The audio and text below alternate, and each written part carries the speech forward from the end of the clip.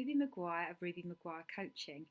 Today I thought I'd do something a little bit different and create a vlog for you, or video log as I think they call it. I'm new to all this techie stuff, so you have to bear with me.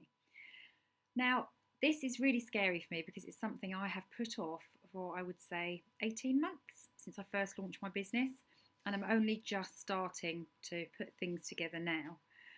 And I kind of took a decision a couple of months ago to just feel the fear and do it anyway, as the book would say by Susan Jeffers, because really everything is on the other side of fear. And the more I'm in business, the more I realise this.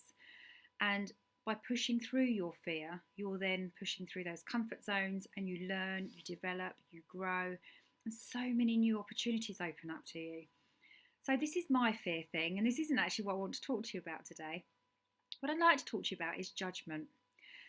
Now, I want to tell you a little story that really got me thinking. I was walking the dog a couple of days ago, and I've been training her with some dog treats to be a bit more sociable, because she's not very sociable. She tells everybody off, dogs, people, doesn't matter.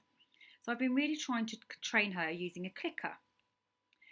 Anyway, what you're supposed to do, if any of you haven't got dogs, you don't know what a clicker is. A clicker is basically you click on the good behaviour that they're doing with this little tool, and then you reward them accordingly, and then they associate the good behaviour with the treat. A bit like the naughty step idea, if any of you have done the reward systems and that kind of thing as your children have been growing up.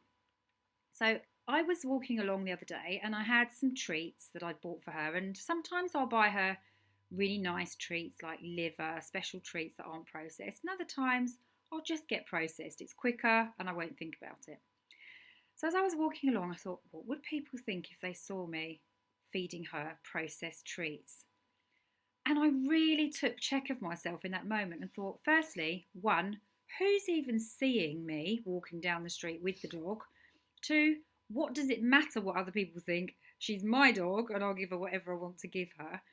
And it just really got me thinking how we put so many judgments on ourselves for no reason whatsoever. We make up these invented stories of things that we think people are going to be saying about us behind our backs, and they're not even true. So it might be that somebody looks you up and down when you're in a certain outfit, and your first reaction, because you don't feel great, is, oh, they obviously don't think I look very nice. When actually they might be thinking, I wish I could pull off a dress in that style, or how lovely do you look in those outfits? So what I'm saying really is, when you're working with your clients, think about how they're coming across with the judgments and really nip them in the bud as quickly as you can. Start to help them understand their limiting beliefs. So the quickest way is it true? Challenge the assumption in the first place. Is it true? So was it true that everybody was looking at me and saying what a bad person I was for giving my dog a processed treat? No. Secondly, do I actually care what their opinion had been anyway? Really, I'd never meet these people again, probably anyway. And if I did, then they're obviously not the right people for me, because that's what I've chosen for my dog. Do you see where I'm coming from? So start to think in your own life where you're making judgments about yourself, and then start to think about your clients, where your clients are actually limiting themselves by things that they're thinking. So a big thing, when I said at the beginning of the video, is about fear. This is about fear. It's about worrying about what people are going to think about the way I speak, the way I look, everything else. And actually, it doesn't matter. This is who I am. When you meet me, this is what I'll sound like. This is what I'll look like. And I'll be like this. So I need to let that go and get people to accept me for who I am. And so do you and your clients. And don't wait a year and a half because you're holding back your business. And I've done that. Don't do the same as me. So I hope you have a fantastic day. I hope you've enjoyed something a little bit different.